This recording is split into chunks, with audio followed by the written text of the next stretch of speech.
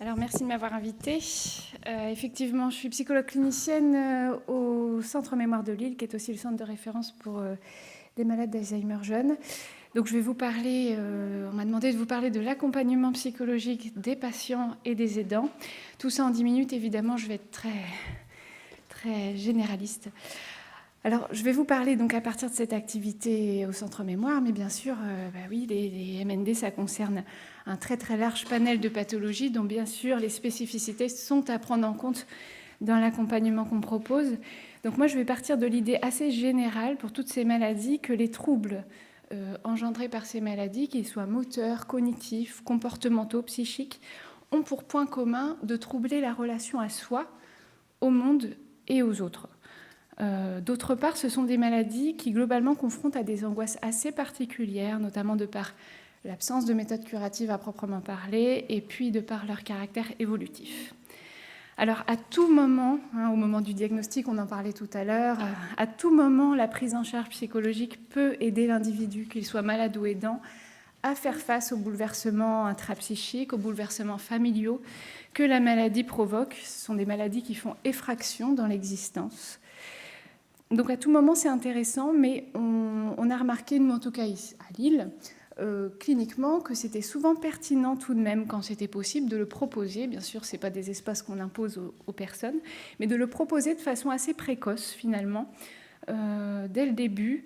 Ça permet d'une part de mettre en place la relation avec le psychologue, de mobiliser parfois les ressources de la personne, et globalement, on anticipe, on amortit des décompensations psychiques. Je vais partir des paroles d'un monsieur qui est touché par une maladie à corps de Lévy, une maladie apparente à Alzheimer, que j'ai commencé à suivre en 2012, donc ça fait quelques années que je le connais. Et j'ai commencé à le suivre, on me l'a orienté, un neurologue me l'a orienté pour une tristesse de l'humeur, comme on le dit en jargon médical. Et en fait, cette tristesse était directement réactionnelle aux troubles cognitifs qui venaient déjà l'envahir dans sa vie. Alors voici ce que me dit ce monsieur, cette fois quelques semaines après l'annonce du diagnostic de maladie à corps de Lévy. Je suis choquée, mais je ne le montre pas. Ce sont des corps de Levo, paraît-il, un peu comme Alzheimer. Enfin, je ne sais pas si j'ai tout compris. Je ne sais pas si c'est le bon mot, mais ce n'est pas une bonne nouvelle.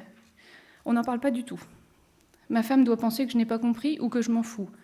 Je sais qu'elle est choquée aussi. Je l'ai entendue pleurer en cachette. Ça me fait mal au cœur, mais je ne peux rien y faire. Je fais l'autruche, je préfère oublier. De toute façon, on ne peut pas me guérir, alors je ne vais pas en rajouter, ça me diminuerait encore plus. On entend là dans ce témoignage la blessure narcissique profonde, provoquée par les troubles et puis entérinée par l'annonce, à tel point que pour ce monsieur, il est insupportable d'en parler à son entourage, encore moins à son épouse, avec qui pourtant il a une très belle relation. Et donc, même avant l'annonce, il avait pour habitude de me dire « moi, je fais comme si de rien n'était ». Mais dans l'espace que je lui proposais, il avait besoin de déposer ce qui se passait pour lui. Donc, l'espace avec le psychologue, j'ai envie de dire que c'est un espace où on peut laisser tomber les défenses, où on peut avoir cette parole libre, et ça peut paraître banal, mais je crois qu'il est primordial d'offrir ces espaces de parole libres. Quand on est psychologue clinicien, on entend au quotidien « il n'y a qu'ici que j'en parle ». Et dans le contexte des MND, dans beaucoup de contextes, mais dans le contexte des MND en particulier, qu'on soit malade ou aidant, il y a beaucoup de choses qui ne peuvent être dites aux proches. Alors donc notre première mission en tant que psychologue, elle est du côté du soutien émotionnel, comme on dit, c'est-à-dire qu'avec une écoute contenante au rythme de la personne, on va l'aider à exprimer des émotions, même douloureuses, tout en veillant à ne pas bouleverser un équilibre souvent fragile qui s'est mis en place faute de mieux, pour un temps, dans l'attente de mieux, donc ces fameux mécanismes de défense dont on parlait qu'il faut respecter. Autre illustration clinique au sujet de l'expression émotionnelle, les 3 émotions qu'on retrouve le plus souvent quand même dans nos entretiens sont la tristesse, la peur et la colère. Et cette dame dont l'époux est touché par une maladie d'Alzheimer exprime ces 3 émotions en quelques mots. Je ne l'accepte pas, je ne peux pas admettre cette maladie. Elle a foutu en l'air tous nos projets. On a travaillé toute notre vie, c'est vraiment pas juste. Des fois, je lui en veux. Je sais très bien qu'il n'y est pour rien, mais je ne peux pas m'en empêcher. C'est n'importe quoi ce que je vous dis. Je ne sais pas ce qu'on va devenir. J'ai l'impression que notre vie est terminée. Donc là, dans ce témoignage, on entend ces angoisses puissantes, des angoisses de mort qu'en fait, il s'agit d'accueillir. Il faut quand même en parler. le caractère incurable de ces maladies, la notion de dépendance qui apparaît d'emblée attachée aux représentations. Judith Mollard parlait des représentations, c'est vraiment très important parce que ces représentations, elles terrifient les aidants comme les patients et ça a pour effet de paralyser leur capacité de penser, leurs ressources et ça donne lieu parfois à une expression pathologique de la souffrance. Celle qu'on voit le plus communément chez les aidants, c'est leur agressivité parfois avec la personne malade. Alors, je vais essayer de parler très rapidement d'un côté de la personne malade, enfin de l'accompagnement psychologique de la personne malade et puis de l'accompagnement psychologique de l'aidant. Évidemment, on ne peut pas tout dire, donc j'ai choisi d'aborder, en tout cas pour l'accompagnement psychologique de la personne malade, le changement du regard porté sur soi, parce que j'ai l'impression que c'est vraiment ce que je retrouve le plus couramment dans mes suivis. Toujours à partir des paroles d'une dame qui est touchée par la maladie et qui me dit « Alzheimer s'est invité là-dedans. Moi, je ne l'avais pas invitée. Elle me parasite. Ce n'est plus vraiment moi. Je ne me reconnais pas. Moi qui étais si joyeuse, je n'arrêtais pas. J'étais bavarde. Vous m'auriez connue avant. Maintenant, ce n'est plus moi. Je n'ai plus d'envie. J'ai l'impression d'être toujours à côté. Je ne parle plus. Je ne suis bonne à rien. Mon cerveau n'enregistre plus rien. » Là, on entend à partir de ces mots-là que, bien entendu, la maladie touche le sentiment d'identité de la personne. Et ça, c'est à l'origine, comme vous le savez, de comportements de repli, d'une perte de confiance, voire d'estime de soi, et plus généralement d'un syndrome anxieux. Donc quand on est psychologue, dans ce contexte-là, on accompagne l'anxiété beaucoup. On a pour objectif, bien sûr, la préservation du sentiment d'identité, et cette question ne se pose pas dans l'évolution de la maladie, mais dès le départ, parce que la plupart des personnes malades, quelle que soit la maladie d'ailleurs, nous disent bien que même plusieurs mois, voire années avant le diagnostic, ils ont senti que quelque chose en eux avait changé dans leur façon d'être, de penser, de se mouvoir, d'être dans leur relation à l'autre. Alors Verdon, un auteur qui s'appelle Verdon, le résume très bien en une phrase. Les troubles sont source d'angoisse et font vivre l'expérience de la perte d'aisance, d'évidence, si ce n'est de sens à s'investir soi et à investir les autres. Donc on va accompagner en tant que psychologue dans la lutte contre des mouvements de désubjectivation, c'est-à-dire qu'on va tenter de redonner à la personne ce statut de sujet parlant, et ce notamment en la soutenant dans son désir d'être en relation. Et nous, en tant que psychologue, on va appeler ça la relation transférentielle, c'est-à-dire qu'on va s'appuyer sur la relation avec le patient pour soutenir ça. Rosa Caron, qui est psychologue également, nous dit « Si la pensée s'effrite en raison des pertes neuronales, elle peut aussi mourir de n'être plus sollicitée. »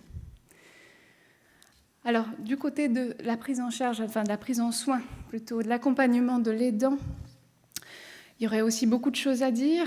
L'accompagnement implique d'abord la prise en compte de l'ensemble des charges, qu'elles soient physiques ou morales, qui reposent sur les épaules des aidants. Et j'ai envie de souligner que souvent, dans un premier temps, quand j'accueille une personne aidante, on se rend compte que leur situation de détresse, souvent, n'est pas tout à fait mesurée par l'entourage. Souvent, ils souffrent d'un sentiment de solitude et d'incompréhension. Et déjà, le fait d'être reconnus, légitimés dans leur souffrance, c'est souvent un premier soulagement. Ensuite, lorsqu'il s'agit du conjoint, parce que c'est quand même souvent le cas, dans ma clinique en tout cas, on entend naturellement la peur de perdre l'autre. Un autre qui fait partie de soi, de son histoire de vie, mais aussi la peur de perdre un avenir qui avait été construit ensemble, à deux, sans la maladie. Et alors parfois, ce n'est pas toujours le cas, mais cette crainte, elle est intriquée à un processus que certains appellent le deuil blanc. Bon, c'est un processus inconscient, défensif, par lequel on va prendre ses distances d'un point de vue affectif de la personne, tout à fait inconsciemment et sans le vouloir. Et donc ce processus est à l'origine d'une forte culpabilité chez l'aidant, et une culpabilité, j'ai envie de dire, qui va se projeter un petit peu partout. Donc de façon générale, avec les aidants, moi j'accompagne beaucoup la culpabilité. La culpabilité de ne pas avoir consulté plus tôt, la culpabilité d'avoir reproché à la personne ses troubles, la culpabilité de tout le temps. On va tenter d'aider la personne à se positionner sur le sens de cette relation d'aide, et notamment à travers l'histoire de la relation avec la personne. Chaque couple est différent, et je parle du couple, mais il y a aussi la relation parent-enfant, et puis d'autres encore.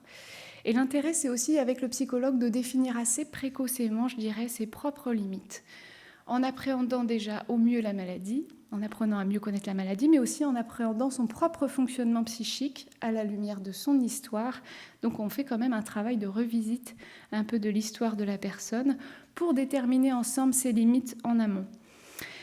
Alors l'une des manifestations de la souffrance morale d'un aidant que vous pouvez facilement repérer dans vos consultations pour les neurologues, c'est l'attitude ou les propos tenus au sujet de la personne malade, parfois inadaptés, voire violents. Je cite des propos entendus en consultation devant la personne malade. « Il ne sait plus rien, elle ne sait rien faire, il est bêta, elle n'admet pas qu'il est malade. » Alors bien sûr, on ne peut pas se contenter d'expliquer aux aidants que la personne n'est pas responsable de ses troubles, que la nosognosie, c'est quelque chose qui fait partie de la maladie, etc. Donc tout ça, c'est très important de l'expliquer, mais ça ne suffit pas. Si on répond au pied de la lettre à ce comportement-là en disant à l'aidant en disant des choses tout à fait rationnelles à l'aidant, on risque d'une part d'augmenter la culpabilité, de renforcer ce sentiment de culpabilité qui est déjà pesant. Et puis, de toute façon, ça n'aura probablement aucun effet, en tout cas à long terme, sur son attitude avec la personne malade, puisque, à l'évidence, ce sont des signes de souffrance. Donc, il faut d'abord avoir compris le sens de ces réactions qui sont avant tout des signes de détresse profonde chez les aidants, qui demandent à être entendus, à être légitimés. Voilà, donc, comme j'ai peut-être dépassé un peu le temps, pour conclure, la maladie fait séisme dans l'existence tout entière du sujet. Elle engendre des souffrances qui, à mon avis, nécessitent souvent un accompagnement à partir de la parole, parce que nous sommes quand même des êtres de langage et que nous avons besoin d'inscrire dans notre histoire les événements de vie pour nous les approprier, pour ressentir une forme de continuité d'existence. Bien sûr, cet accompagnement n'est pas suffisant, il est complémentaire de toutes les autres approches. Et puis, tout le monde n'est pas prêt à s'engager dans ce type d'espace. Voilà. Pour conclure quand même sur ce que j'ai entendu de l'exposé de Joël Ancry, qui a fait beaucoup écho à beaucoup de questions que je me pose au quotidien. Effectivement, on a besoin d'espace, de temps et donc d'argent pour prendre en charge cet aspect subjectif. C'est un aspect qui, effectivement, la souffrance morale qui est tellement subjective qu'elle ne s'objective pas forcément par des expériences, des expérimentations en recherche médicale. Et c'est pour ça que j'ai envie de dire qu'il faut aussi soutenir la recherche en sciences humaines et sociales. Voilà. Je vous remercie pour votre attention.